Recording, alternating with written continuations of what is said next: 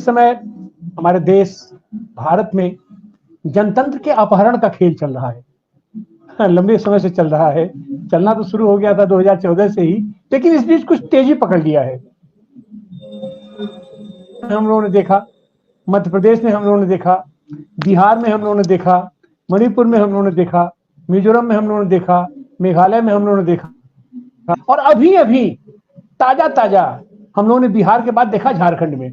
लेकिन ये सुखद रहा, झारखंड में एक तरीके से पहली बार मुंहतोड़ जवाब मिला है इस सरकार को, मोदी सरकार को, और वहां ऐतिहासिक जीत हुई है इंडिया गठबंधन की। लाख प्रयासों के बावजूद इनका ऑपरेशन लोटस बुरी तरीके से ध्वस्त हुआ है। ध्वस्त ही नहीं हुआ है, जो इनके सिपह सालार हैं निशिकांत दुबे जी के ऊपर आज की तारीख में बहुत बड़ा संकट आ चुका है। उन्हीं के विधायक लोग उनके जो जबरदस्ती का अपना न्यूज बना रहे थे, इतने दिनों तक धर्म में रख रहे थे लोगों को, ये टूट हो रही है, वो टूट हो रही है, ये अब तो भाजपा सरकार बन गई, और हेमंत सोरेन को कोई मानने को तैयार नहीं है। उन्होंने अपनी पत्नी को अपने विधायक दल का नेता बना दिया, उसको कोई मानने को तैयार नहीं है। और परिणाम ये हुआ कि 3 दिन एक्सरसाइज करने के बाद तब जाकर के उनको शपथ दिलाई गई चंपई सोरेन जी को, और चंपई सोरेन जी ने तत्काल शपथ लेते ही विधानसभा बुलाया और वहां फ्लोर पर उन्होंने अपना बहुमत साबित कर दिया। बहुमत साबित नहीं किया, बहुमत खड़ा होकर के हाथ उठा करके सदन के अंदर 47 लोगों ने उनके पक्ष में खड़ा होकर के अपनी आवाज उठाई। और जो उनके सिपह सालार निशिकांत दुबे हुआ करते थे, या भारतीय जनता पार्टी या एनडीए को माना जाए, 29 हाथ पर सिमट गया, 29 हाथ खड़े हो पाए किसी किसी तरीके से। तो आज हम उसी पर आज हम चर्चा करने वाले हैं कि यह जनतंत्र का अपहरण का खेल ये कौन चलेगा, कैसे चलेगा, कब तक चलेगा, जनता इसको कब तक बर्दाश्त करेगी, कितना बर्दाश्त करेगी। अब तो हद हो गई। और वही स्थिति है कि उसके ठीक पहले बिहार में भी इन्होंने अपहरण किया था अपना नीतीश कुमार का। यह भी इतिहास है कि एक मुख्यमंत्री 8 बार इस्तीफा दिया मुख्यमंत्री से, और 9वीं बार शपथ लिया मुख्यमंत्री का। उसे मिला क्या, क्या चाहते क्या है ये? इनको एम के प्रकार ये है कि जैसे भी हो सत्ता पर हमारी मुहर लगनी चाहिए। हमारा एक भी विधायक हो तो हमारी सरकार वहां होगी, हमारा कोई विधायक नहीं है तो भी सरकार हमारी होगी। ऐसी हालत में इसी पर आज हम चर्चा करने के लिए आपके सामने उपस्थित है कि झारखंड में इंडिया की ये ऐतिहासिक जीत के रूप में दर्ज हुआ है कल, जो भारतीय जनता पार्टी के ऊपर और उसके अनडेमोक्रेटिक चेहरे पर वो कहीं न कहीं से गहरा तमाचा है। सदन के अंदर, सभा के अंदर इस कॉन्फिडेंस के साथ आदमी झूठ बोलता है और झूठ पर झूठ बोलता है, उसका प्रतिकूल, उसका सबसे बड़े तरीके से प्रतिकार किया है, अपना प्रहार किया है झारखंड के विधानसभा ने। इस पर चर्चा करने के लिए आज हमारे साथ उपस्थित है पंजाब विश्वविद्यालय में राजनीति विज्ञान के प्रोफेसर मोहम्मद खालिद साहब। आपका स्वागत है। हमारे साथ हैं झारखंड भारतीय कम्युनिस्ट पार्टी के प्रदेश सचिव महेंद्र पाठक जी। आपका भी स्वागत है, अभिनंदन। हमारे साथ हैं ये प्रफुल्ल सामंतरा जी, उड़ीसा से आते हैं। आपका भी स्वागत है, अभिनंदन। और हमारे साथ हैं होस्ट ये वरिष्ठतम किसान नेता ये डॉक्टर सुनील साहब। आपका भी स्वागत है, अभिनंदन है। तो हम सबसे पहले चलेंगे मोहम्मद खालिद साहब के पास। एक राजनीति विज्ञान के विद्यार्थी के रूप में हमारा संविधान जिस बात जो उसके मूल तत्व में है, प्राण तत्व है उसका, हमारा जनतंत्र, हमारा समाजवाद, हमारा पंथ निरपेक्षता, उस आईने में यह सरकार इतनी निर्ममता के साथ, इतनी क्रूरता के साथ, इतने विभत्स रूप से जो अपना प्रदर्शन कर रही है, आप उसको किस तरीके से देखेंगे? और इस संदर्भ में कल जिस तरीके से झारखंड की विधानसभा में अपना ये बहुमत साबित किया है चंपई सोरेन साहब ने, आप इसको किस तरीके से देखते हैं प्रोफेसर मोहम्मद खालिद साहब?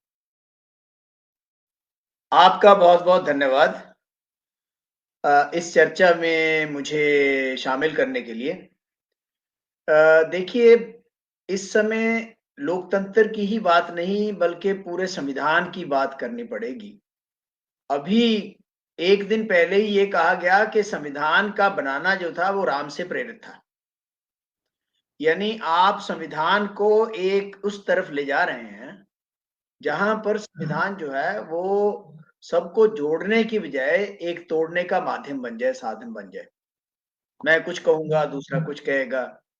और हम ये भी देख रहे हैं कि लोकतंत्र केवल संवैधानिक रूप में ही खतरे में नहीं डाला जा रहा, बल्कि जितनी संवैधानिक संस्थाएं हैं उनका जिस तरह से दुरुपयोग और अनसंवैधानिक काम करवाया जा रहा है उनसे, चाहे वो इलेक्शन कमीशन हो, चाहे देश की कार्यपालिका हो, चाहे देश की विधायिका हो, तो वहां पर उसके बाद आप ये देख रहे हैं कि एक बड़ी बेशर्मी के साथ एक शब्द नया इंट्रोड्यूस किया है हमारे पॉलिटिकल लेक्सिकन में, जिसको कहते हैं ऑपरेशन लोटस। ऑपरेशन लोटस, हम भी ऑपरेशन लोटस कहते हैं, हालांकि ये एक बहुत बेशर्मी की इंतहा है लोकतंत्र को खराब करने की, लोकतंत्र को स्कर्टिंग करने की। कई तरह के ऑपरेशन चलाए जाते हैं। ऑपरेशन लोटस है, ऑपरेशन गवर्नर है, ऑपरेशन ईडी है, ऑपरेशन सीबीआई है, ऑपरेशन आईटी है, ऑपरेशन जीएसटी है। बड़े किस्म के ऑपरेशन चलाए जाते हैं। पर्पस सिर्फ ये होता है कि लोकतंत्री तरीके से अगर कोई सरकार है और वो हमारे मुताबिक नहीं चल रही है, तो उसको चलता किया जाए किसी भी तरह से, चाहे पैसा इस्तेमाल किया जाए, चाहे गवर्नर को इस्तेमाल किया जाए, चाहे और कोई भी चीज इस्तेमाल की जाए। अब हम झारखंड की बात करते हैं, बल्कि झारखंड से पहले हम पिछला एक एपिसोड जिसमें मैं था, चंडीगढ़ की बात की थी। चंडीगढ़ में जिस बेशर्मी के साथ मेयर का चोन जो है उसको, उसमें जिसके पास कम वोटें थी उसको डिक्लेयर किया गया इलेक्टेड, और सुप्रीम कोर्ट ने क्या कहा है कल, वो हम सबके सामने है। तो इसका, इसमें तो कोई शक नहीं है, वो भी हम कहें कि लोकतंत्र खतरे में है, लोकतंत्र उन्होंने खतरे में डाल रखा है। वो कहते हैं जाओ जाओ सुप्रीम कोर्ट चले जाओ, कोर्ट में चले जाओ, धक्के खाते रहो, हमने अपना काम कर दिया। पहले वो धक्का करते हैं, फिर वो कहते हैं कि जाओ कोर्ट में चले जाओ जी अगर आपको ग्रीवेंसेस हैं। झारखंड में इसी तरह से उन्होंने, जिस तरह से वक्तव्य सामने आ रहे हैं, उन्होंने पुतनी बहुत कोशिश की कि किसी तरह से शिबू सोरेन को अपने हाथ में ले लिया जाए, या उसको डरा लिया जाए, या धमका लिया जाए, या प्रलोभन दे दिया जाए, जो भी है। और भी कई जगह चल रहा है, और कई जगह चल चुका है। आपने बहुत सी एग्जांपल्स दी हैं सामने। तकरीबन 8-9 सरकारें ऐसी हैं जो इसी हठधर्मी से और बेशर्मी से सरकारों को गिराया गया है। तो इसी तरह से झारखंड में भी कोशिश की, लेकिन वो कोशिश कामयाब नहीं हुई।